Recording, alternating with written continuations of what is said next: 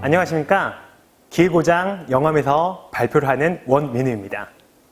영암군에서는 지금부터 소개해드릴 초고령사의 가장 큰 두려움, 노인민곤을 고민하다를 통해서 민선 7기 국민 모두가 행복한 복지의원 건설을 목표로 초고령사의 노후 생활이 걱정과 두려움이 아닌 행복한 인생에 임하게 되도록 노력하는 영암을 발표하도록 하겠습니다. 보다 자세한 내용은 영암군이 특별하게 초고령사에 선도적으로 대응하게 된 배경과 추진해온 정책들, 향후 추진 계획들에 대해서 하나씩 설명해 드리도록 하겠습니다. 먼저 저희 영암군은 호남의 금강산이라고 불리는 국립공원 월출산과 전남에서 두 번째로 넓은 광활한 농토, 군 단위로는 유일하게 350만 평의 대불국가산업단지가 있어서 군 단위에서 1차, 2차, 3차 산업이 균형을 이루는 게 가장 큰 특징입니다. 그러나 이렇게 살기 좋은 영암군에도 걱정거리가 있습니다. 유엔에서는 65세 이상 인구가 14% 이상이면 고령사회, 그리고 20% 이상이면 초고령사회라고 정의하였습니다. 현재 통계청에 따르면 대한민국은 2026년부터 초고령사회에 진입한다고 합니다. 현재 영암군은 2020년 4월 기준으로 65세 이상 인구가 26.1% 이미 초고령사회에 진입했습니다. 아까 영암군이 선도적으로 노인복지에 대응하고 있다고 설명한 이유가 여기 있습니다. 영암군은 이미 초고령사회가 현실이었고 초고령사회에 대한 오래전부터 고민하고 대응하고 실행하고 있었습니다. 자, 초고령사회에 진입한 우리 영암군이 가장 먼저 고민해야 할 문제는 무엇인가? 우리는 진지하게 고민을 하였습니다.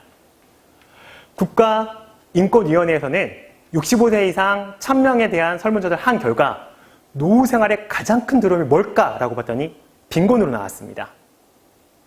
그래서 영암군은 가장 밑바탕에 노인 빈곤을 해결하고 이것뿐만 아니라 나머지의 어려움들도 해결할 수 있는 방안 3가지를 만들어서 실행을 하였습니다.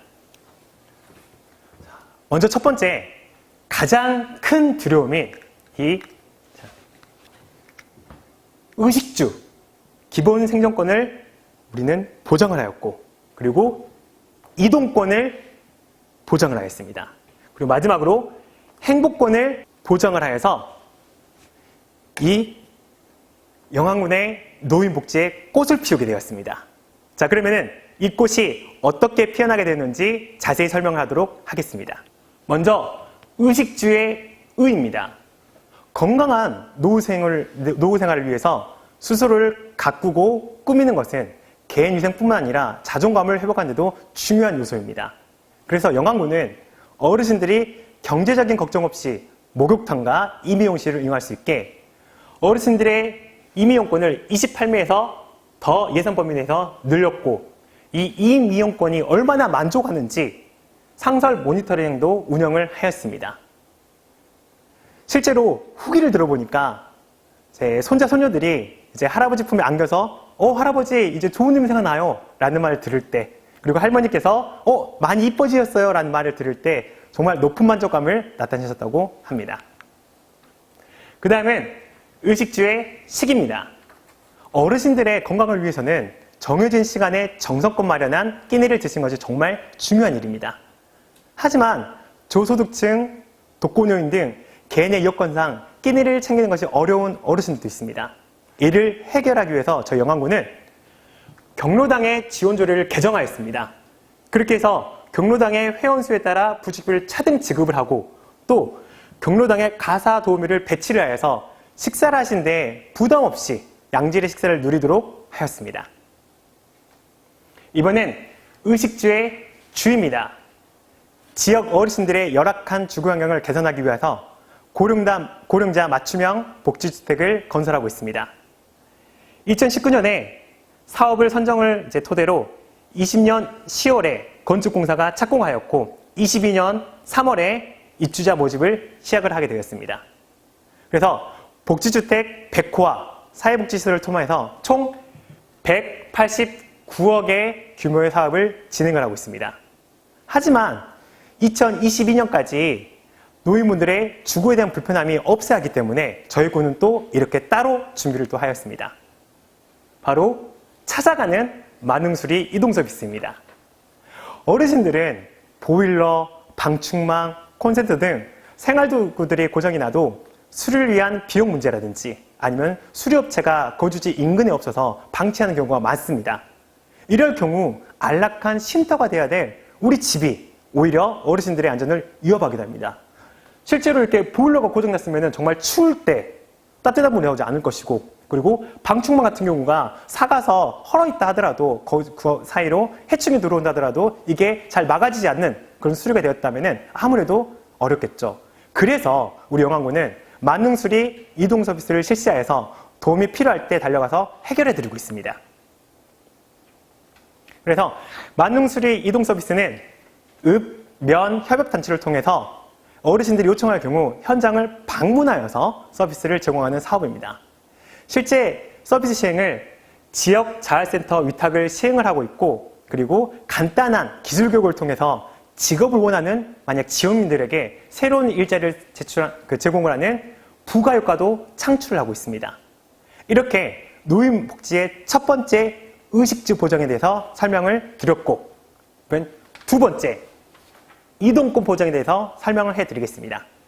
군의 특성상 도시에 비하여 대중교통시설이 좀 부족하고 이용을 함에 있어서도 교통비용은 어르신들에게 부담으로 다가옵니다.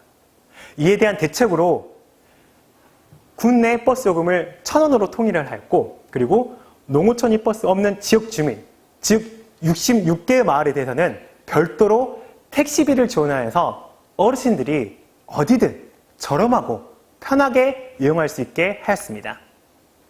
또한 살펴보니까 저희 농촌 지역 어르신들은 고된 농사로 인해서 허리나 무릎이 편치 않는 분들이 있어서 이렇게 사륜차라든지 전동기, 심지어 유모차를 이용하시기도 합니다. 그러나 저희 지역의 여건이 이러한 기구를 이용한 어르신들이 안전하게 이용할 수 있는 보행공간이 좀 부족하다고 저희가 느끼기 때문에 2020년부터 5년간 20억을 투입을 하여서 보행공간 개선 사업을 진행을 하고 있습니다. 이렇게 영암군에서는 노인복지를 위한 두 번째 이동권을 보장을 하였습니다. 자, 이번엔 세 번째 행복보장입니다. 어르신들의 평생교육과 여가활동 지원을 통하여 1년 과정으로 주 2회 왕인대학을 운영을 하고 있습니다. 이 왕인대학 같은 경우에는 128명의 규모로 운영이 되고 있고, 그리고 이 왕인대학에 참여하지 못한 어르신들을 위해서 직접 찾아가는 노인대학도 운영을 하고 있습니다. 그래서 역시나 똑같이 1년 과정으로 1,750명의 규모로 운영을 하고 있고, 또한 어르신들의 각종 취미생활과 이런 것들을 지원하기 위해서 9개 가정에 신나는 취미 문화교실을 운영을 하여 480명 규모로 운영이 되고 있습니다. 자, 이렇게 영암군은 세 가지의 목적을 가지고 노인복지에 꽃을 피웠습니다. 어르신들이 의식주, 기본생활권을 보장하여 웃음을 되찾고, 두 번째, 교통비를 지원하여 어디든지 저렴하고 편하게 이동할 수 있게 하고, 세 번째, 신나는 여가활동으로 몸도 마음도 행복하게 이렇게 영암군은 노력하였습니다. 하지만 저희는 여기서 멈추지 않았습니다. 우리 공무원들의 생각만 왔다고 생각하지 않고 실제 노인분들의 이야기를 들으려고 노력을 하였습니다. 국민디자인단, 국민 백인 원탁 토론회를 열어서 영암군에서 미처 챙기지 못한 부분이 있는지 어르신들의 의견에 귀 기울여서 수요자 맞춤형 정책을 지속적으로 발굴하겠습니다. 또한 그동안 실시했던 정책 사업들에 대해서는 주민 배심원단을 통해서 어르신들에 대한 만족도 조사들을 통해 올바른 방향으로 진행이 되고 있는지, 개선점이 없는지 파악을 하겠습니다. 자, 이렇게 영암군은 초고령 사회가 먼 미래의 문제가 아닌 당면한 현실 문제임을 인지를 하였고, 농촌의 따뜻한 공동체 문화를 바탕으로 어르신들의 고민을 함께하고 있습니다. 이를 바탕으로 한국 매니페스토 실전본부에서 주관한 민선 7기 공약 이행평가에서 2년 연속 최고 등급을 선정을 받았습니다. 이렇게 영광군은 꾸준히 노력해서 노년, 고통이 아닌 기대되는 민생의 희망이 되도록 영광군이 함께하도록 하겠습니다. 감사합니다.